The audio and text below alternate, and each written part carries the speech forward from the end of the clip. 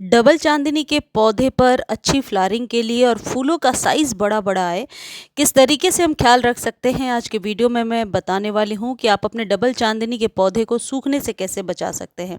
पहली टिप ये है कि यदि आपके चांदनी का पौधा सूख रहा है, इस तरीके से पत्तियों का टिप जल रहा है, तो आप इसे ऐसे जगह पर रख दीजिए जहाँ सुबह की 8, 9, 10, 11 बजे तक धूप मिले और उसके बाद इस पौधे को धूप से बचाया जाए। क्योंकि वैसे तो ये सन लविंग प्लांट है, लेकिन जितने भी सन लविंग पौधे हैं, मैं हमेशा ये कह रही हूँ कि धूप के ऊपर डिपेंड करता है कि किस तरीके की धूप अभी चल रही है। यदि 50 प्लस चला जाए पारा, तो ये धूप किसी भी सन लविंग प्लांट के लिए भी ठीक नहीं है।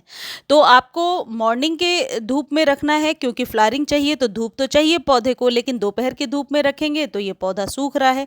आज ही की कोई मेरे व्यूअर पूछ रहे थे कि गुलाब या मोगरा या गुड़हल को धूप में रखना है या नहीं। गुलाब के फ्लावरिंग का सीज़न नहीं है, इसलिए उसे धूप में नहीं रखना है, शेड में रखना है।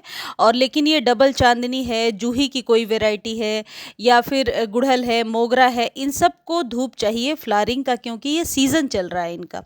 लेकिन अब इस तरीके से यदि कलियाँ सूख रही हैं, जो कि मोगरा और चांदनी चमेली में देखने को अक्सर मिलता है कि कली बनती है और सूख जाती है।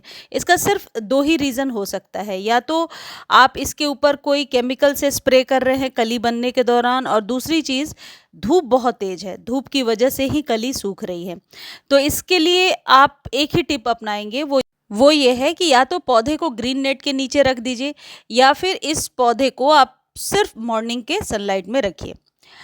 अब अगली इम्पॉर्टेंट बात यह है कि ये जो डबल चांदनी के पत्ते होते हैं, ये वैक्स कोटेड होते हैं, ऐसा लगता है जैसे इनके ऊपर वैक्स हो।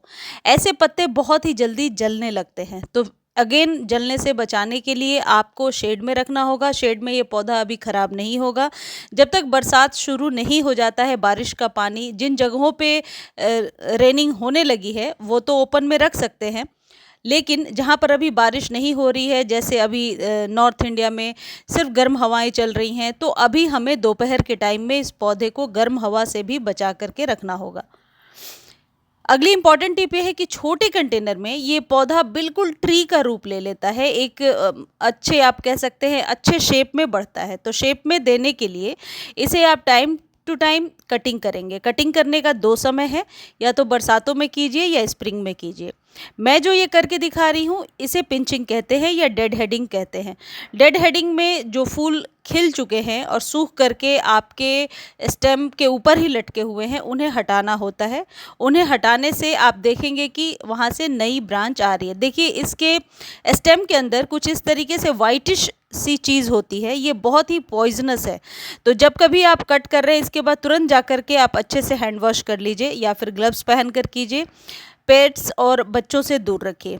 जब भी आप इस पौधे की पिंचिंग कर रहे हैं और इसको तोड़ने पर एक वाइटिश मिल्किश सी चीज़ निकल रही है, तो उसे बेयर हैंड से कभी भी ना टच करें, हमेशा ग्लव्स पहन कर करें, या फिर आपने यदि छू दिया है उसे तो जाकर तुरंत हैंड वॉश करें। प्रिकॉशन रखना बहुत ज़रूरी होता है। अपने पेट्स वगैरह यदि आपके घर में है तो ज़रूर बचा करके रखें। नेक्स्ट इम्पॉर्टेंट टिप है कि वाटरिंग कितनी करनी चाहिए। देखिए, ये जो डबल चांदनी के पौधे हैं, ये इनके ग्रोथ का टाइम है, या मधुकामनी जो ये आप देख रहे हैं, तो जो पौधे गुच्छों में फूल निकालते हैं, उन्हें पानी भी डेली चाहिए और फर्टिलाइजेशन भी हर एक 15 डेज़ पर करना है। तो पानी आप डेली मॉर्निंग में दे दिया करें। जब भी पानी दें, शावर करते हुए, लीव्स को वॉश करते हुए पानी दें। अब बात करते हैं कि फर्टिलाइज़ किस तरीके से करें और कौन सी खाद दें जिससे कि ये पौधा बहुत अच्छी ग्रोथ करे और बरसात शुरू होते ही फूलों से भर जाए।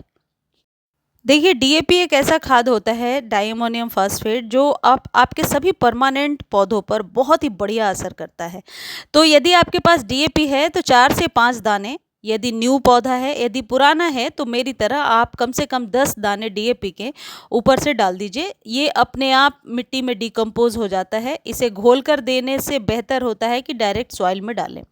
ये पौधों पर ग्रोथ लेने और फूलों की संख्या बढ़ाने में हेल्प करेगा। ये जो चीज़ आप मेरे हाथ में देख रहे हैं ये है वर्मी कंपोस्ट।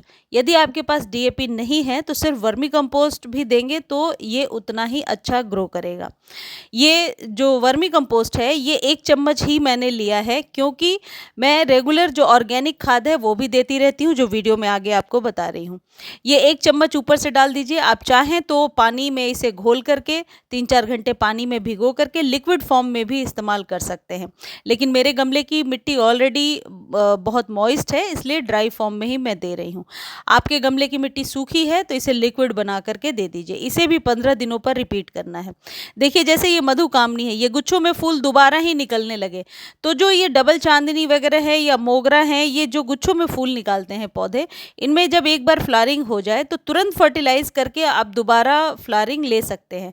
लेकिन एक बार फूल खिलने के बाद यदि इन्हें भोजन उचित नहीं मिलता है तो दोबारा एनर्जी नहीं बचती है फ्लावरिंग करने के लिए। ऐसा मैंने कई बार देखा है। अब देखिए गर्मियों का ये रामबाण नुस्खा है जो मैं आपको बता रही हूँ, है तो ये फ्री का फर्टिलाइज़र, लेकिन इसका बहुत ही बढ़िया इफेक्ट इस तपती गर्मी में मैंने देखा है। रात भर मैं भिगो कर रखती हूँ, नींबू के छिलके हैं, केले के छिलके हैं, प्याज और आलू के छिलके हैं।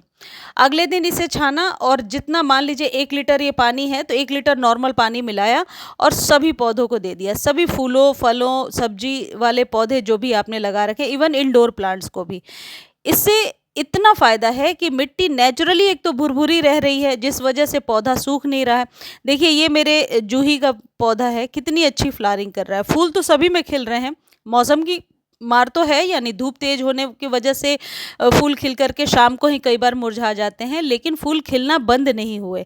तो ये जो खाद है ना, ये आप ज़रूर इस्तेमाल कीजिए। ये जो छिलकों की खाद है ये आप अपने सभी पौधों पर इस्तेमाल कर सकते हैं। इस वीडियो को आप फेसबुक पर देख सकते हैं, लिंक डिस्क्रिप्शन में है। डीएपी कहाँ से खरीदना है उसका भी लिंक डिस्क्रिप्शन में दिया हुआ है, आप देख सकते हैं। और इस जून में कौन कौन से पौधे लगा सकते हैं इस पर कंप्लीट वीडियो प्रियाज बालकनी वाले चैनल पर अपलोड कर दिया है, लिंक डिस्क्रिप्शन में दे दूंगी, आप जा करके देख सकते हैं। ये जो डीएपी वाली खाद है इसे भी अभी आप 15 दिनों पर रिपीट करेंगे, लेकिन जब बरसात शुरू हो जाएगा तो इनमें से कोई भी खाद नहीं देना है, क्योंकि बरसात के पानी में सारे ज़रूरी मिनरल्स होते हैं।